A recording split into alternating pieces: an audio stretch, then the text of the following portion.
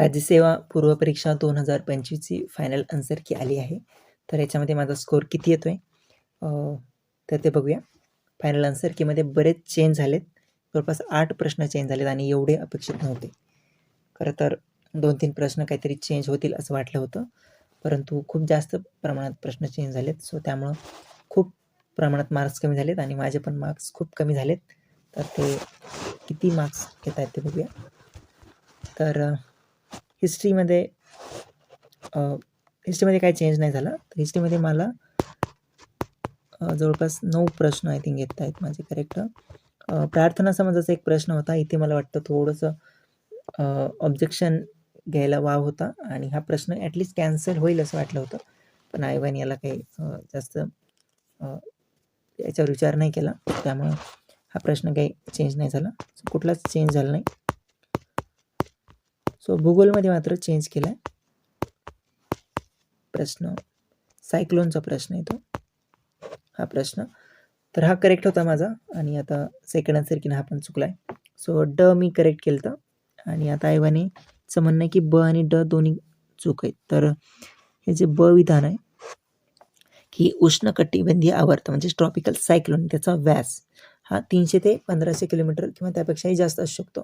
तर हे आयोगाच्या मते आता चूक आहे. सो आधी आयोगाने करेक्ट केलं तर आता त्यांनी हे केलं. अनेकांनी ऑब्जेक्शन घेतले असू शकतात.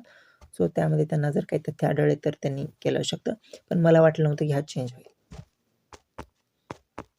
पुढचा प्रश्न लँड रिफॉर्मचा चेंज केला त्यांनी. तो पण माझा करेक्ट आला होता. सॉरी हा प्रश्न अन्न सुरक्षा विधेयक हा प्रश्न आहे. हा पण प्रश्न चेंज झाला आहे आणि माझा गेस गेला आहे तो. हा करेक्ट आला होता. तर हे विधेयक शहरातील 50% आणि ग्रामीण भागातील 75% तर करेक्ट आहे. आणि हे रेट्स जे आहेत ते 3 रुपये, 1 रुपये, 2 रुपये तर हे पण करेक्ट आहे. दोन्ही विधान बरोबरच आहेत आणि याच्यावर प्रश्न आधी पण विचारला आहे आयोगाने आणि मला वाटतं याच्यात काही चेंज नंतर झालेले असणार आहेत. सो त्याच्यावर कोणी ऑब्जेक्शन घेतलं असेल त्यामुळं थोडंसं चेंज केलं असेल. परंतु जवळपास सगळ्यांचेच हे मार्क्स कमी झालेले आहेत. कारण की अनेकांनी मॅक्झिमम जणांनी हेच केलं असणार आहे की पहिलं आणि दुसरं करेक्ट.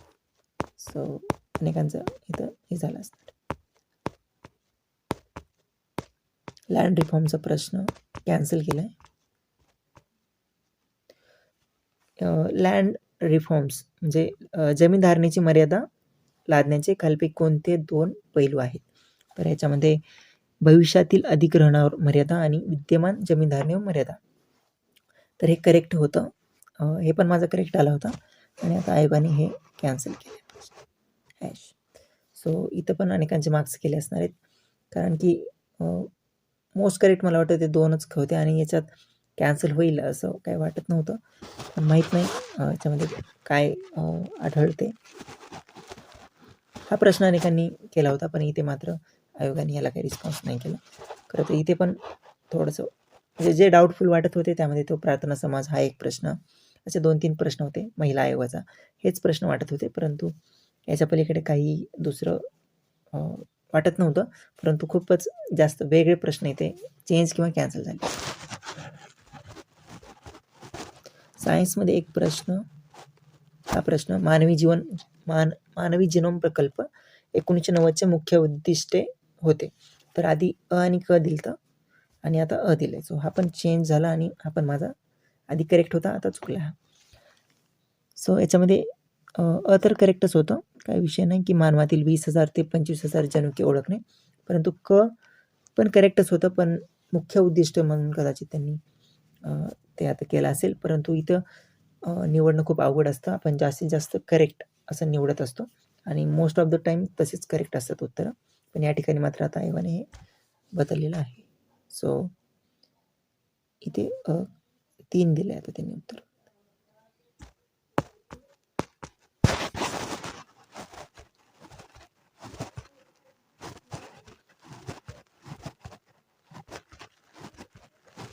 महिला आयोगाचा प्रश्न अपेक्षित होता की बदल होईल त्यात आणि बदल झाला आहे.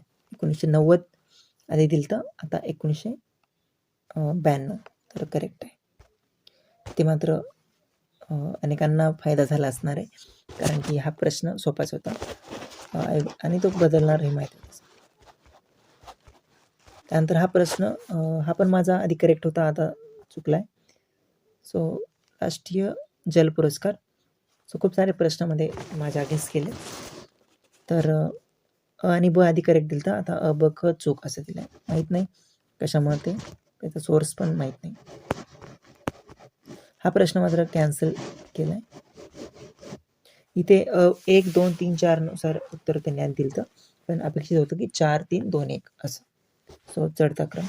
सो त्यामुळं हा प्रश्न कॅन्सल केलेला असू शकतो. इथे अनेकांनी ऑब्जेक्शन घेतलं होतं. त्यानंतर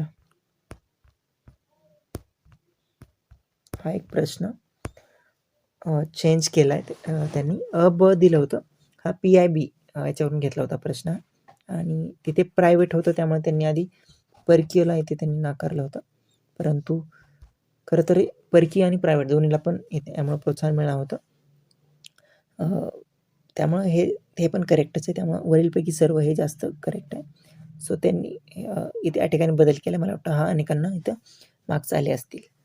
सो ओव्हरऑल जर बघितले हे प्रश्नाकडे, तर इकॉनॉमिक्सचे काही प्रश्न, सायन्सचा, जिओग्राफीचा प्रश्न अनेकांनी अगेन्स्ट गेले असणार आहेत आणि करंटमध्ये मला वाटतं थोडासा फायदा झालेला असणार आहे अनेकांना. आणि हां, पॉलिटीचा तो एक प्रश्न. सो ओव्हरऑल 4 ते 5 मला वाटतं मार्क्सचा मॅक्सिमम जणांना थोडासा तोटा असेल.